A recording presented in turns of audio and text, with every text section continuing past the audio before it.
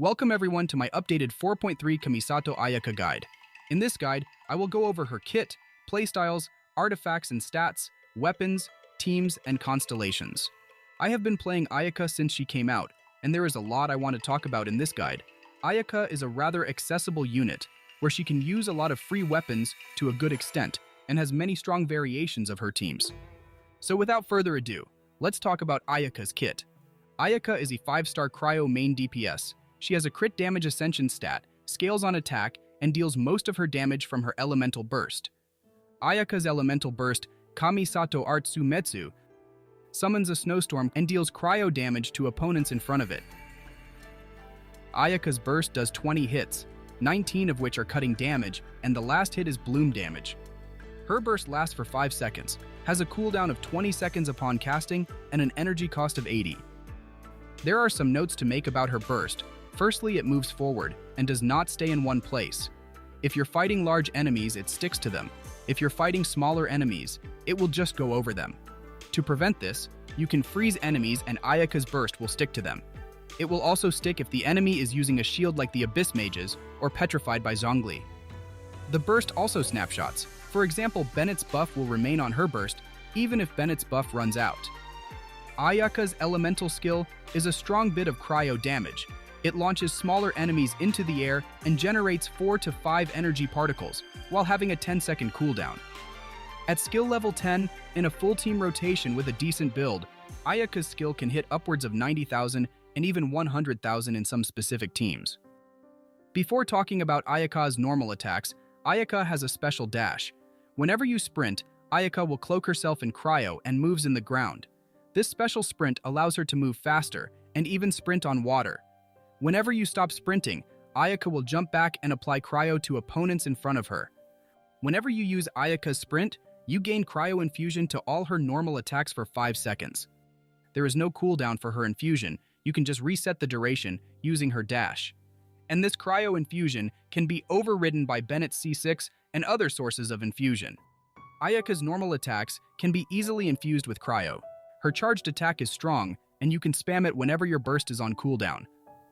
Another thing to mention about her charged attack is that it can hit multiple enemies close to each other.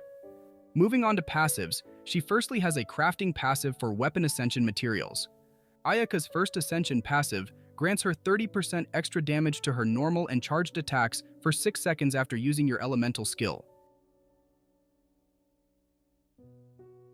Her second ascension passive activates when you apply cryo onto enemies by sprinting, restoring 10 stamina and granting 18% bonus cryo damage for 10 seconds. The bonus cryo damage is important to use. You can easily gain the bonus just by sprinting and applying cryo on your enemies before casting your burst. With that all said, your talent priority will be to level up your elemental burst first, as it is the majority of your damage, then your normal attacks, and then your skill. All her talents contribute to damage, and I recommend you level them. The best of Ayaka's kit can be showcased in a freeze team. A freeze team deals no reaction damage. However, it stops and freezes enemies from moving when they're affected by both cryo and hydro. Freeze teams are most of the time Ayaka's best teams, and that is because freeze allows her burst to hit multiple enemies, enables you to use the Blizzard Strayer set, a set that increases your crit rate, allowing you to focus on attack and crit damage, and lastly, a lot of strong Anemo and hydro supports can be played in a freeze team. Melt teams most of the time are not recommended because Ayaka's burst is not able to melt every hit with pyro, which will result in overall less damage than a freeze build with stronger attack and crit. Another possible team to play is Mono-Cryo, where you would replace your hydro unit with another cryo or another support like Bennett to increase Ayaka's damage instead of freezing. These teams are mostly meant to be played against enemies that can't be frozen like bosses.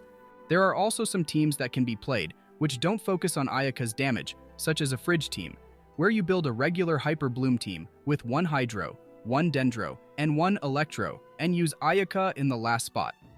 Since Cryo does not interact with Dendro, and she can deal decent personal damage while not interrupting the Hyperblooms.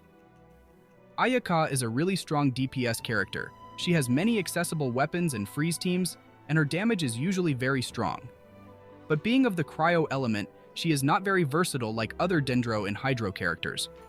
And again, being a cryo damage dealer, she does not always work in the Abyss. For example, in this current Abyss rotation, while you could use her in the first half, in the second half Chamber 3, you face Dirge of Capella, which has high cryo resistance, and some Abysses are very annoying to play with a freeze team. Overall, a strong character, but not as flexible as other characters because of her element. If you are looking for a strong damage dealer and don't mind them being restrictive, then Ayaka is a good choice for you, and one that does not disappoint, and even has accessible weapons and teams. If you want a flexible and versatile character, then Ayaka is not the best option. But as always, pull for whoever you like. Moving on to artifacts, whenever you're playing a freeze team or a Mono-Cryo team, your best artifact set is Blizzard Strayer. Blizzard Strayer's 2-piece bonus gives you 15% cryo damage, and the 4-piece bonus gives you 20% crit rate if you're fighting enemies affected by cryo, and another 20% crit rate if you're fighting frozen enemies. So that's a total of 40% crit rate if you're fighting frozen enemies. Add to that 15% crit rate from the cryo resonance, which gives 15% crit rate when you're fighting frozen enemies or ones affected by cryo. And that's a total of 55% crit rate. Add 5 more crit rate from your base crit rate, and that's a total of 60% crit rate from the 4-piece set and the cryo resonance.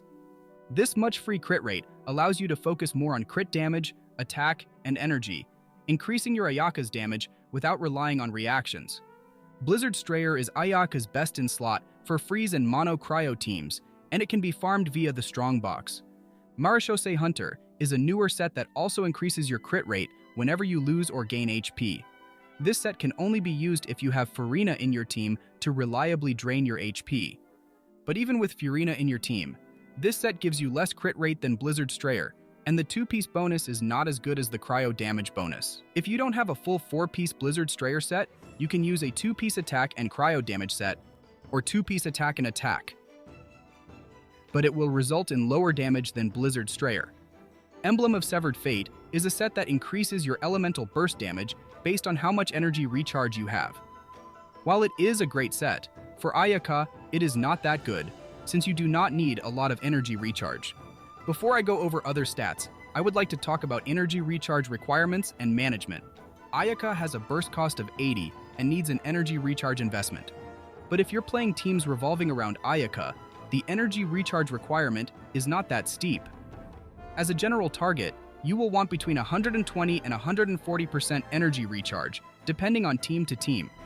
140% energy recharge is the recommended target for Ayaka to work in many teams and in the overworld. This table here is an estimate of how much energy some teams may need. But to understand these estimates properly, you need to know how this is assumed. In a single rotation, you will probably use your skill twice, one before casting your burst and one after, while waiting on the burst cooldown. Having 2 skill casts is important for Ayaka, as it is a crucial source of energy. The second cryo unit, for example Shenhe at C0, also uses 2 skill casts in this estimate, one before casting Ayaka's burst and one after. If you already start with full energy, the first skill cast does not recharge Ayaka's energy, but your second and later rotations will get some energy back. The second cryo unit also feeds energy directly to Ayaka whenever possible, and the other units contribute to energy through multiple skill casts or summons that generate energy. With that said, these are estimates and nothing concrete. You can also use Abyss cards that give you energy recharge, and there are some bonuses that give you additional energy, such as using Favonius Lance on Shenhe, which is a really good weapon as it has a high base attack for a 4-star weapon and the passive generates a lot of energy, which is great for Ayaka as it really helps with energy. Shenhe's C1, which gives you an additional skill cast, helps a bit with energy recharge as you have another skill cast you can use to feed Ayaka energy. Cephos Moonlight, when used on Kazuha, is a great option as it gives you elemental mastery, increasing Kazuha's damage bonus, and gives your whole party energy recharge based on your elemental mastery. Amanoma Kaguchi is a weapon I will be talking more about later on, but through its passive, it restores energy, and at R1, it cuts down your energy cost by 20% and 5% more for each refinement. At R5, you can run Ayaka with no energy recharge. Energy recharge management is something you will have to do when playing Ayaka to keep your energy requirement low and invest more into offensive stats. If you want to figure out your exact energy requirement for your team, feel free to check out the energy calculator in the description. And as I said in the beginning, you generally want 120 to 140% energy recharge. Don't take my example here. Although with my usual team, I can get the burst back on cooldown, I am still working on my build, and I should be targeting 130% energy recharge as a minimum. Ayaka's stats are straightforward. For your sands you want attack, you don't need an energy recharge sands, as all that energy recharge is not necessary. For your goblet, cryo damage is slightly better than attack, but if your attack goblet has much better substats, you can definitely use it. And there are some cases where an attack goblet is better. If you're using a weapon like Mist Splitter Reforged that gives you elemental damage bonus, at high refinements, it is better to use an attack goblet since you will be getting a lot of elemental damage bonus. And the same goes if you're using Furina in your team. Furina gives you a lot of damage bonus and makes an attack goblet better. Generally, if the total amount of elemental damage bonus you get from your team exceed 110%, it is better to go for an attack bonus goblet since the damage bonus becomes less effective.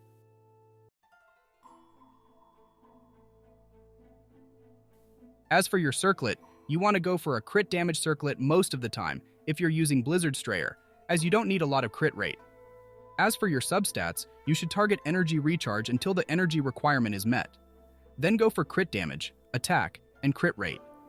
If you're using Blizzard Strayer, the maximum amount of crit rate you need is 40% from artifacts, and add to that 5% from your base crit rate. The number that shows up on here should not exceed 45%, as any more crit rate is useless. You should target 35 to 45% crit rate on Ayaka. Another important thing to note is that you need to balance your stats. Attack is just as important as high crit damage. So, you should not invest all your artifacts into crit damage and leave no attack. Generally, with a 5-star weapon you want above 2000 attack, 2200 is a sweet spot for higher base attack weapons, but that may not always be achievable with higher energy recharge. With everything considered, sometimes it is better to sacrifice some crit damage for higher attack. I would recommend you use the Genshin optimizer to balance your build. You can add your best artifacts to the tool and set your energy recharge requirement, team, and bonuses, and it should give you the best build based on your artifacts. I will have the link in the description if you're interested in maximizing your Ayaka's damage. Moving on to weapons, but just as a disclaimer first, all these sheets and ranking assume a 140% energy recharge requirement, and the first ranking you will see is without a team. I will provide separate rankings for some different teams at the end. Ayaka's best in slot weapon is Mist Splitter Reforged. It has a high base attack and a crit damage substat. Not only for Ayaka, this is also a good weapon for most sword users. For its passive, it gives you elemental damage. You also gain stacks whenever your normal attacks deal elemental damage, whenever you cast your burst, and if your energy is less than 100. With Ayaka, you can easily get all 3 stacks. Right before using your burst, you can dash a normal attack, and if you cast your burst, you get a stack and another stack right after it, as your energy will be less than 100. Summit Shaper is a good weapon if you are shielded, so with other cryo characters like Diona and Layla who shield you, you can use this weapon. Primordial Jade Cutter is another universally strong weapon, and you can use it on Ayaka. But keep in mind that you must avoid all crit rate rolls from your artifacts, as this weapon gives you more than enough crit rate. In this ranking, it's without any crit rate rolls, so it gets a bit worse if you have crit rate rolls from your artifacts. Anemo Teammates is a really strong free-to-play weapon. It gives you attack from its substat and gives you energy from its passive. At R1, it decreases your energy cost by 20%, and each refinement further decreases by 5%. A really strong free-to-play weapon, and it helps you a lot with energy recharge. Another strong free-to-play weapon is Finale of the Deep. The passive is a bit more complicated than Anemo Teammates, so whenever you use your elemental skill, you will gain bonus attack and a Bond of Life. This Bond of Life takes up 25% of your max HP. You must have a healer in your team to clear this Bond of Life. Once you do, you will gain bonus attack based on 2.4% of the Bond of Life. At R1, the maximum attack you can gain is 150. Both weapons are craftable and really strong options. Finale of the Deep is better only if you have a healer in your team, while Anemo Teammates really helps you with energy recharge. Both are strong weapons and accessible to everyone. Wolffang is the better of the 2 Battle Pass weapons, as it increases your elemental burst damage. But similar to Primordial Jade Cutter, the extra crit rate you gain might be wasted. And now to the most complicated section, teams. The most of Ayaka's kit comes out in freeze teams.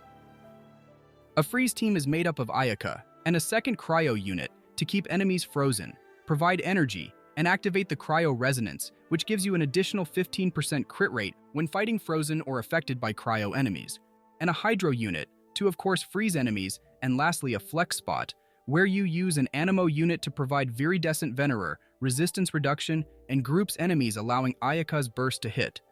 A freeze team is not the only team you can play with Ayaka, and there are other possible teams you can play, and I will go over them later. I will be talking about some artifact sets in this section, which are Tenacity of the Millilith and Noblesse Oblige. Both sets provide an attack buff for your party, Tenacity when your elemental skill hits, and Noblesse when you use your burst. A weapon that will be frequently mentioned is Thrilling Tales of Dragon Slayers, a catalyst that increases attack for the character you switch into next.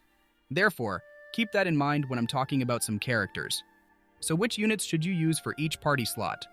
For your second cryo unit, Shenhe is the best character for this job. Shenhe is the strongest cryo buffer. She gives you a flat damage bonus through her elemental skill. The bonus increases with Ayaka's crit and damage bonuses. Shenhe's skill can be used twice in a rotation. The skill can also be held or pressed. Through Shenhe's passive, pressing the skill will give you elemental skill and burst damage bonus. Holding the skill gives you normal attack damage bonus. Shenhe's burst reduces cryo resistance, and through her passive gives you additional cryo damage. Shenhe is made to be a cryo support, and she is the best for her role. As for gear, you can use a high attack weapon, or go with Favonius Lance, which helps you a lot with energy. For artifacts, you can use 4-piece Noblesse or 2-piece 2-piece attack as your artifact set. Shenhe provides more support through her Constellations, such as her C1, which gives an additional skill cast, and C2, which gives additional crit damage to characters inside her burst field. You can use Ganyu as your second cryo unit. Through her passive, she gives bonus cryo damage to characters in her burst field. But Ganyu does not generate a lot of energy for Ayaka, which makes your energy requirements a bit higher. But she directly buffs Ayaka, and can also be used as a sub-DPS. There are a lot of 4-star cryo options available, each with their advantages. Diona with Sacrificial Bow can be a great energy generator for Ayaka, and she can both heal and shield, which can help you a lot, especially if you don't have another healer. Diona can only use Noblesse Oblige as a supporting set. Diona is often regarded as the easiest and most forgiving to play with Ayaka. Layla is a bit more flexible in that regard, as she can use both Tenacity of the Millilith or Noblesse Oblige. Layla provides a strong shield and more damage than Diona. Just for the damage alone and the set flexibility, she can be a better unit than Diona.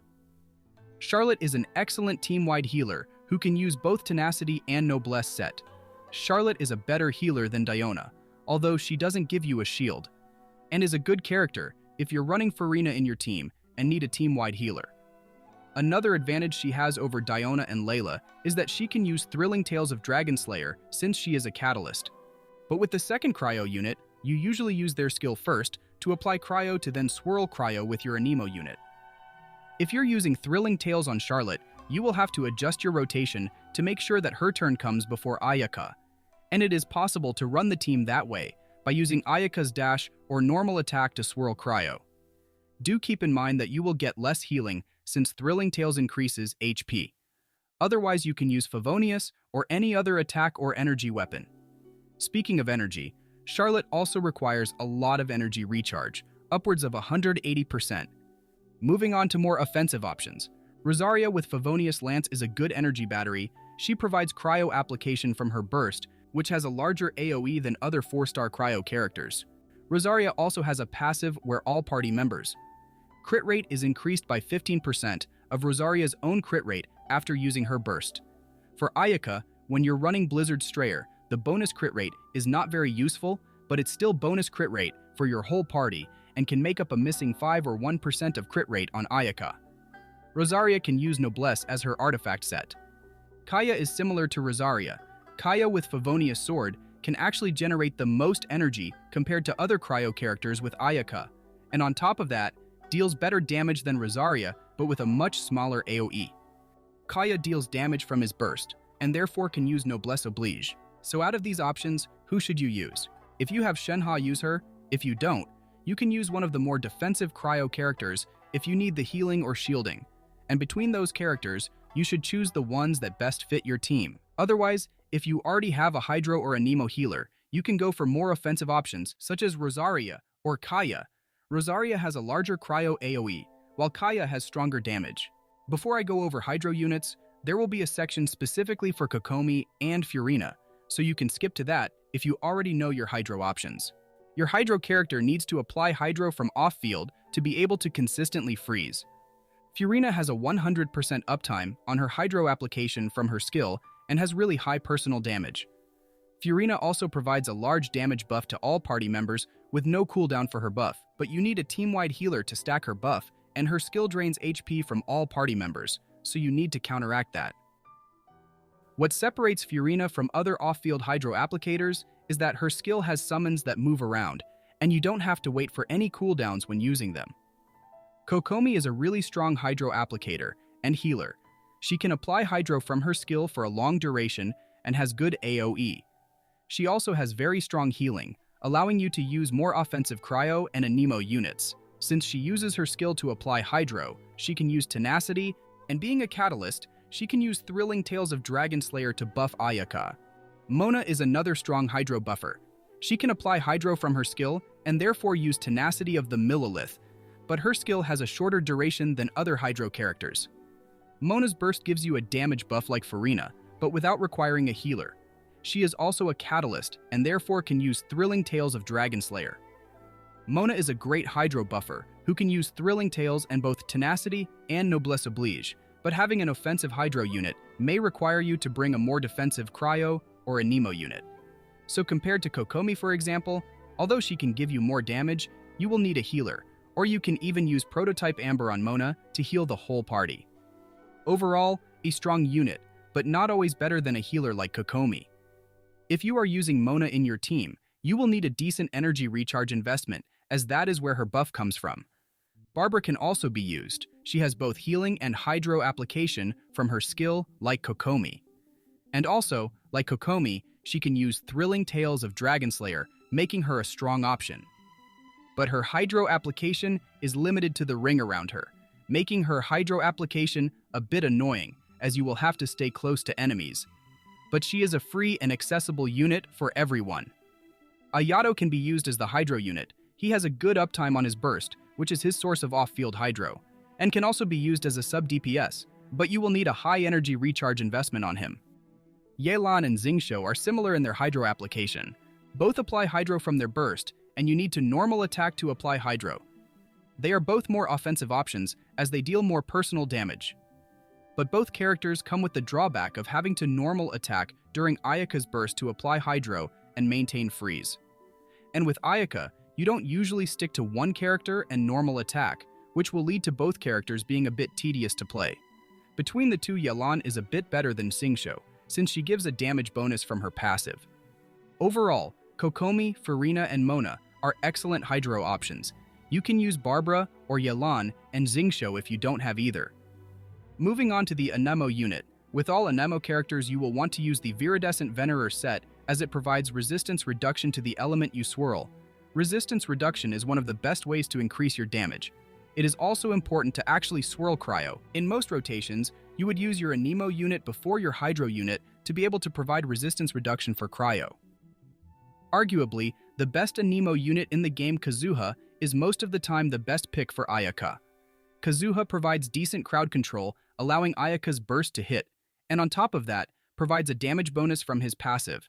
Kazuha is a sword user, and can also use Xiphos Moonlight, which gives energy recharge to your whole party. Overall, a really strong unit and a staple in most Ayaka teams. And one more thing to add, you can swirl 2 elements if you hold Kazuha's elemental skill. Jean in a Furina team is really strong. She provides strong team-wide healing, which is important for Furina's damage buff. Without Furina, she is still okay to use as her healing is strong and allows for offensive Hydro and Cryo units.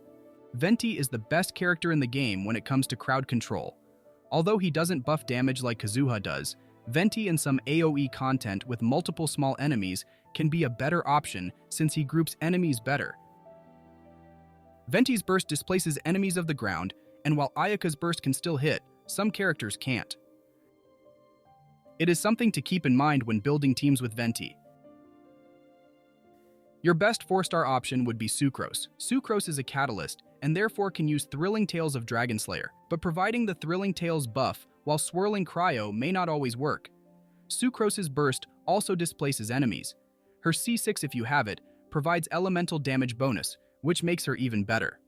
Overall, a strong Anemo unit and the best 4-star option. Lynette can buff attack from her passive, but aside from that, she doesn't really do anything more compared to Sucrose.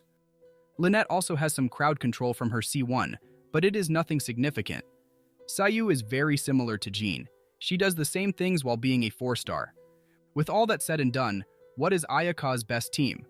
There are some contenders. First is a team known as the Ayaka Premium Team, which consists of Ayaka, Shenhe, Kokomi, and Kazuha, and the other team with Furina, with either Ayaka, Shenhe, Furina, and Jean, or with Charlotte instead of Shenhe and Kazuha instead of Jean. This table shows the clear time of algorithm of semi-intransient matrix of Overseer network with some different Ayaka teams.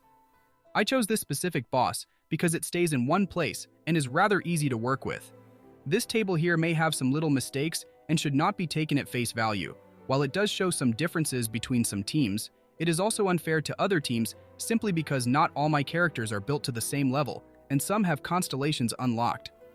For example, Shenhe C2 gives me a bit more damage compared to Shenhe C0, and Furina's C2 increases her damage buff and personal damage. Although I do have older C0 runs, which I made for an older video, those runs were at a different talent level. So again, some of these C0 Furina runs should be a bit better now with higher talent levels. The team that gives you the most damage is not always the best. Ayaka can clear this boss very quickly, which does not allow characters like Furina to deal more personal damage. And since this is a boss fight, crowd control does not influence anything here. Another thing to note regarding Furina, the damage buff I gain is not the maximum buff, as all these teams start at full HP, which results in a lower damage buff for C0 Furina runs. The highest damage run here was a Mono-Cryo team with Bennett, so it's not even part of the freeze category. The Mona run, which was the second fastest here, is without a healer, and Mona was using Thrilling Tales of Dragon Slayer, and a team without a healer is not sustainable, and you will likely struggle in the Abyss running a team like that. With a healer like Diona, the team performs slightly slower. Of course, I did not include all possible teams, just used some commonly played teams. And some teams in this sheet don't have a specific second cryo character, I just used Diona for those runs. And since she does not deal a lot of personal damage with my support build, I just labeled her as a second cryo unit, using a set that gives 20% attack bonus. If you are using a unit like Rosaria or Kaya, where they contribute more personal damage, the overall team damage will increase a bit. So, while this comparison does not give you the full picture, it does show how some Ayaka teams perform if all you care about is her burst damage.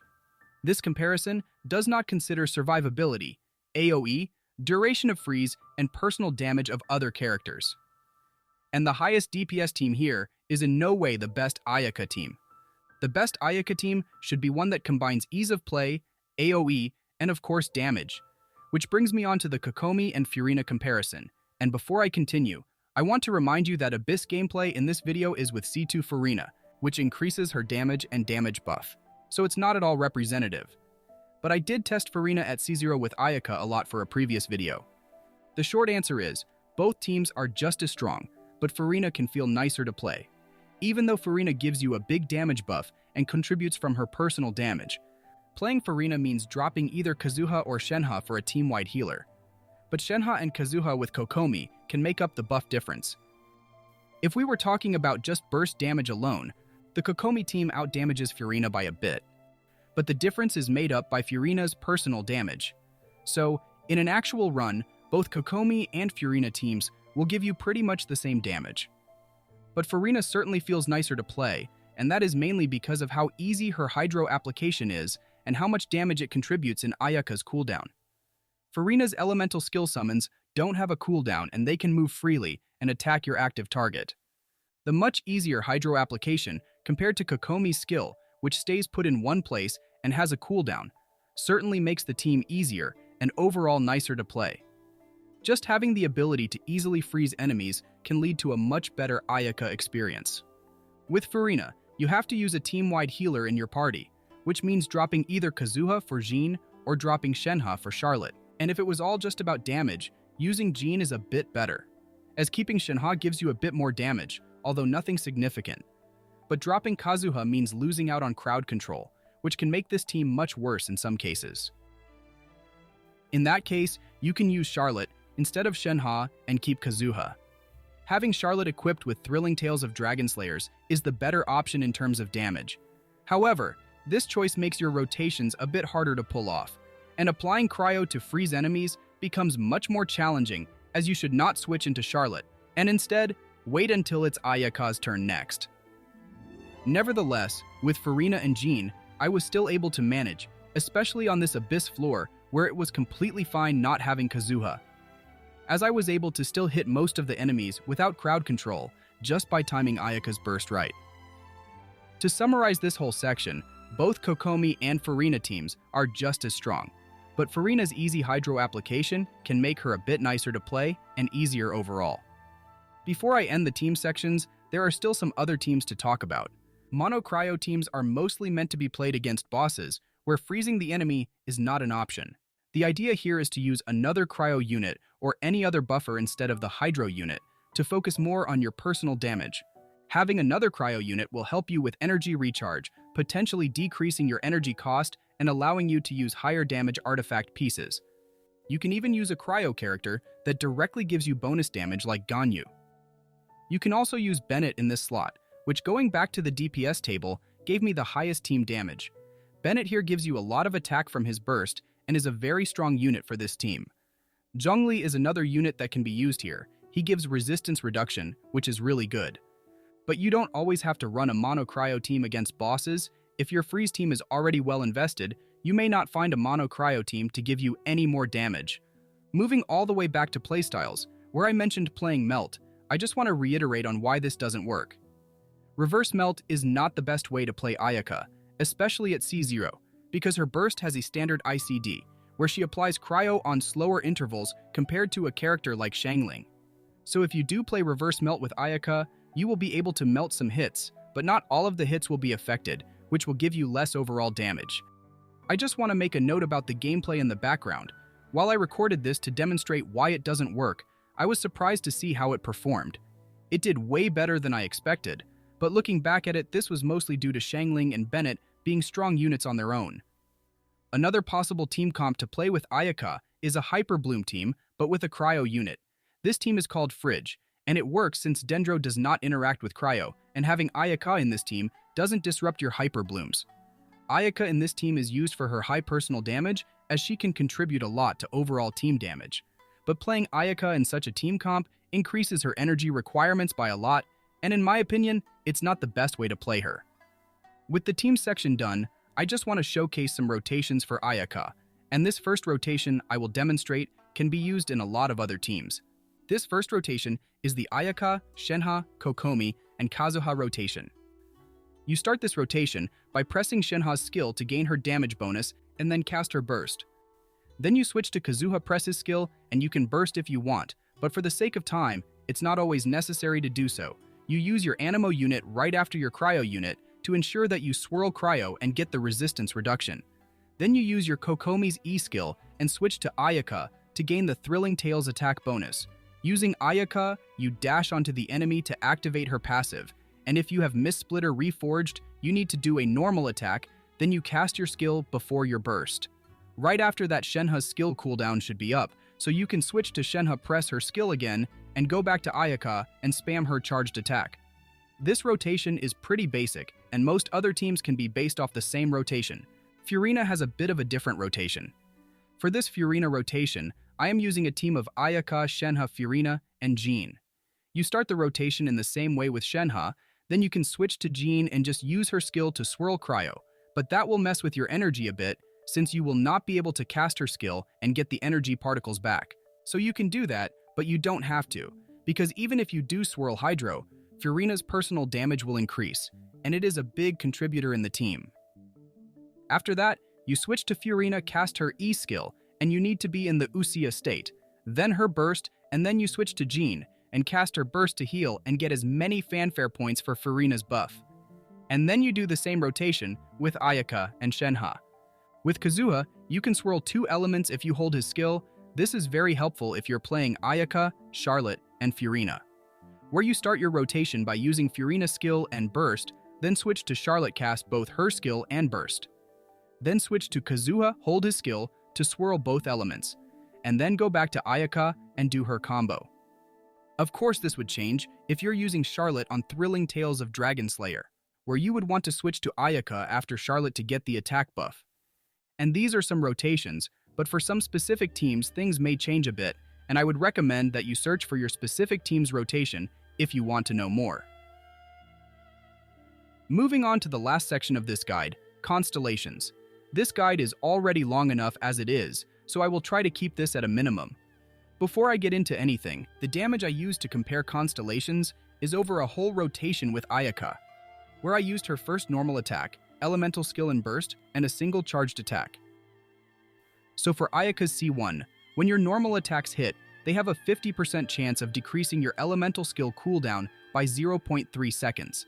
And this effect can only happen once every 0.1 seconds.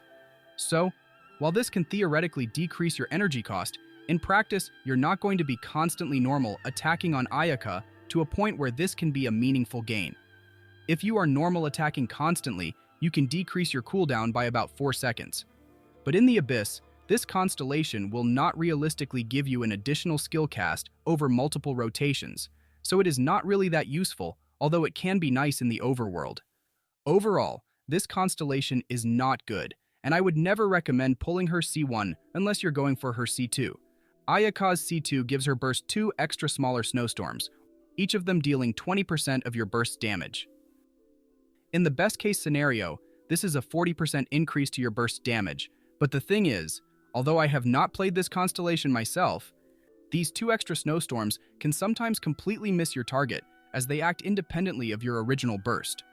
So, this can be anywhere from a 0% increase to a 40% increase in your burst's damage.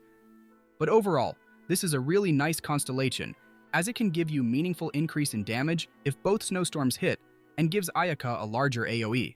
This constellation is a good stopping point if you're pulling for constellations.